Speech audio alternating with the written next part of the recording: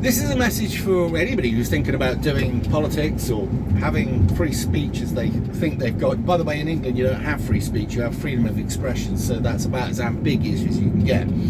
If you think that deleting your history will stop you being nicked for anything you said in the past, think again.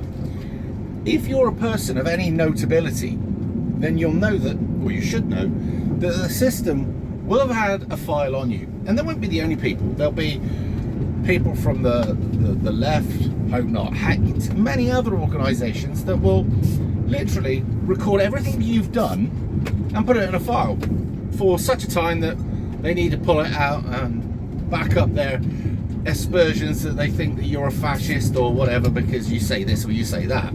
So, before you get into this, know this. Once you put something out there, you don't get it back. You can delete it, but it's out there. Somebody else will have kept it. So think first before you do anything. When I set up my Facebook, not my Facebook, my YouTube, years ago, I worked out that if I was going to do this, I was going to show my face and be completely straight out and honest and do what I thought and say what I thought was best. Because if then eventually somebody came along and did something terrible to me, then I live by my words, and worst case scenario, if somebody came along and decided to do me away, then I died by what I believed in. Alright?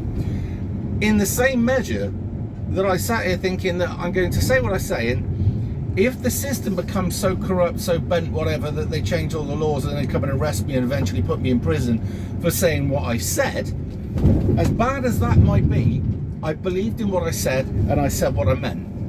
Where many didn't, right? So just let this be a warning to anybody that if you put something out there into the ether, social media, you know, be it on Facebook, TikTok, Instagram, or whatever platform you want, Twitter, X, or whatever they want to call it, it's out there. You ain't getting it back. So it's pointless deleting your stuff because it'll be out there anyway. I heard that Paul Thorpe's deleted much of his stuff. I don't know why, only he'll be able to tell you that. But it is one of those things that if you think that will stop the police from being able to, if they think you're an instigator, nick you, they will have already, because you're a large person on Facebook, YouTube, Twitter, whatever it is, they'll already have a file on you, all right? We're not too far off, like communist Russia or China or whatever you want. Our state has kept files on its own people for years and years and years. This is nothing new. I mean, back when Thatcher was in power, she had people literally they were checking on her cabinet's phone to see what people within her own cabinet were saying. So, and that was just those days. I mean, during the Cold War days, they had a file on many people they considered to be a danger to society or a public or whatever. And we would be considered now a danger to the society that they want, simply for the fact that we don't go along with their bullshit and we don't support the narrative. And we call out their bullshit whenever we can. It's a dangerous thing to do. Make no bones about it, right? If you do not have any sort of social media and you don't say anything out in public and you go along with everything and you just keep your head down, you'll be alright for a while. But if you're somebody who is outspoken, who says exactly what they think and believes in what he says, you're a danger, because there's going to be other people that listen to you and believe what you're saying and can see common sense. And at some point, many of us are going to go to prison for just simply telling the truth. I've accepted that. It's not something I like the idea of, but I've just accepted that that's going to be the case. But, you know, others got into it for whatever reasons, and they realised that it's coming on top, and maybe they've decided that enough's enough, they've done their bit. Maybe they're just having a break. Maybe, because a lot of the YouTubers that I started out with aren't here anymore. When I say they're not here, they don't do YouTube anymore. They decided enough was enough. They packed it in. Some of them moved away.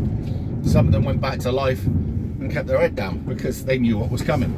But the way I worked it out was I've already done enough that sooner or later Sorry, I was off road there. Sooner or later, they were going to have me. That fucking thing. So I just thought, fuck it. And I'm now all in until whatever. But it helps when you don't condone violence. It helps when you actually tell people that, yes, things are bad, but that doesn't warrant you going out kicking the fuck out of somebody or looting or burning stuff, because that just works against us. You've got to be honest and open, and sometimes you've got to offend your own side by the truth, because you're not there just to pander to them, you're there to tell them what you think, and at which point they decide whether they like what you're saying or not. I understand people wanting to protest, I understand people being upset, I understand that people are pissed off, but I don't agree with burning people's shops. I don't agree in going off to do stuff to mosques, because it just plays into everybody else's hands. And you know, there are going to be people within Islam that just want to get on with life, and they might go to these mosques. They might not be as well, but it just doesn't help. But there we are. And there's other people that will disagree with me in the comments, and they say, oh no, we should be doing this, we should be doing that, and that's their opinion. They're allowed it, in the same way I'm allowed mine. I mean, this channel is nothing more than my own opinions, all right? That's what most people's YouTube channels are, until they start calling themselves press or media or whatever it is like that.